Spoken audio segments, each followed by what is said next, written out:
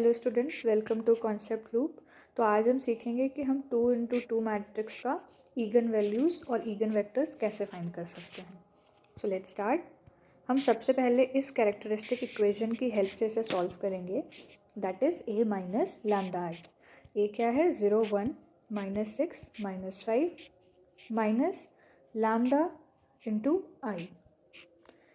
आई क्या है यहाँ पे? Unit matrix. और यूनिट मैट्रिक्स हम किसे कहते हैं?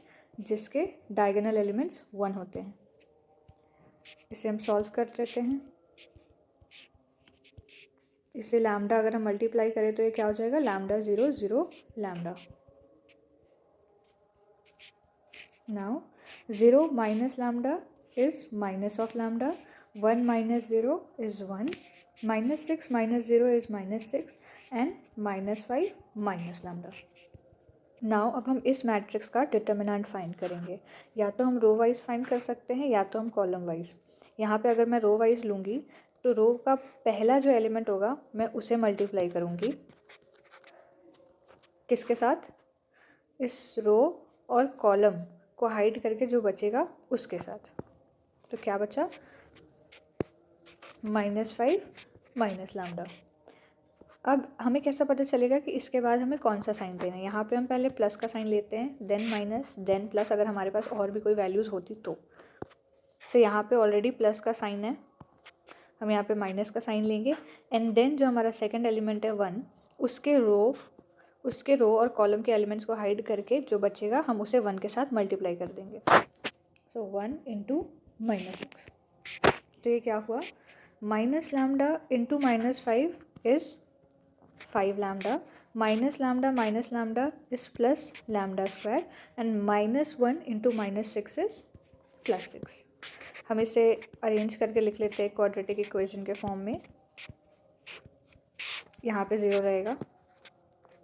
तो जब हम इसे ब्रेक करेंगे इसके मिडिल टर्म को तो ये क्या आएगा? 2 lambda plus 3 lambda plus 6 equals to 0। Now हम कॉमन लेंगे, लैम्डा प्लस 2 प्लस यहाँ पे 3 कॉमन लेंगे, लैम्डा प्लस 2। यहाँ पे लैम्डा प्लस 2 कॉमन आ जाएगा और यहाँ पे लैम्डा प्लस 3। तो यहाँ पे हमारे पास लैम्डा की क्या वैल्यू आई? -2 और एक -3। तो ये जो लैम्डा की वैल्यूज़ आई ये हो गई हमारी again values. Now will see कि हम ईगन वेक्टर्स कैसे निकाल सकते हैं for the again values -2 and -3। हर एक पर्टिकुलर ईगन वैल्यूज़ के अलग अलग ईगन वेक्टर्स होते हैं। जैसे -2 के लिए ईगन वेक्टर्स अलग होंगे एंड -3 के लिए ईगन वेक्टर्स अलग होंगे। यहाँ पे मैंने क्या लिखा है पहले उसे ध्यान देते हैं। Let x1 x2 let x1 x2 be the given vectors of the corresponding given eigen values lambda। मतलब कि हमने जो ईगन वैल्यूज़ निकाली हैं -2 -3 उसके ईगन वेक्टर्स को हम मान लेते हैं x1 और x2।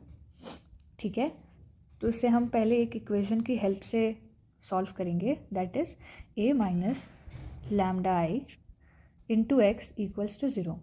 ये a माइनस लैम्डा आई क्या है?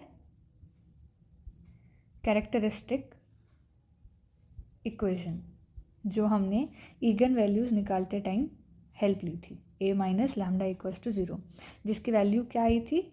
Minus lambda 1 -6 -5 minus lambda. तो इसे हम यहाँ पे लिख लेंगे minus lambda 1 -6 -5 minus lambda into X equals to 0। Now यहाँ पे x हमने क्या माना हुआ है? x1 और x2, राइट? तो हम x की जगह वही लिख देंगे, x1 और x2। Now as I said कि हम ईगन वेक्टर्स निकाल रहे हैं फॉर लैम्डा इक्वल्स टू -2। तो यहाँ पे लैम्डा जहाँ जहाँ है हम वहाँ वहाँ क्या करेंगे? -2 को पुट कर देंगे। तो क्या आ जाएगा हमारे पास? 2 1 -6 -3 इंटू x1 x2। अब हम दो इक्वेशंस बनाएंगे, इस रो को इस कॉलम के साथ मल्टीप्लाई करके फिर इस रो को सेम कॉलम के साथ मल्टीप्लाई करके, तब हमारे पास दो इक्वेशंस बन के आ जाएंगे। क्या आएगा? 2x1 + x2 equals to 0, equation 1, -6x1 -3x2 equals to 0 equation 2।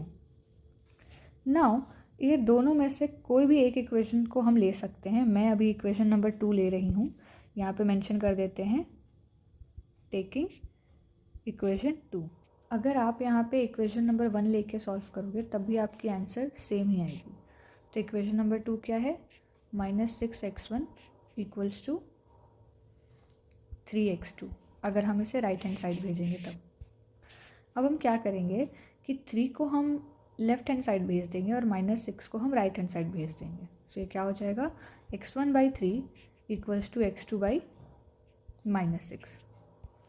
3 को 1 बनाने के लिए हम क्या करेंगे, इसे 3 से डिवाइड कर देंगे। तो जो ऑपरेशन हम लेफ़्ट हैंड साइड परफॉर्म कर रहे हैं वही सेम ऑपरेशन हम राइट हैंड साइड परफॉर्म करेंगे। तो हम -6 को भी 3 से डिवाइड कर देंगे। तो यहाँ पे फाइनली क्या आ जाएगा? x1/1 equals to x2/-2। तो हमने जो इगन वेक्टर्स माने थे x1 और x2 वो क्या आ गए? 1 और -2। सो हमने आज देखा कि हम कैसे 2 × 2 मैट्रिक्स के इगन वैल्यूज़ और इगन वेक्टर्स निकाल सकते हैं। हमने अभी सिर्फ लैम्डा इक्वल्स टू -2 के लिए फाइंड किया था। आप सिमिलर वे से लैम्डा इक्वल्स टू -3 के लिए भी फाइंड कर सकते हो, बट जनरली एग्ज़ाम में किसी एक ही पर्टिकुलर वैल्यू के लिए वेक्टर्स निकालने के लिए आते हैं, इसलिए हमने अभी एक ही वैल्यू फाइंड की है। So for any further doubts feel free to ask in the comment section. Thank you.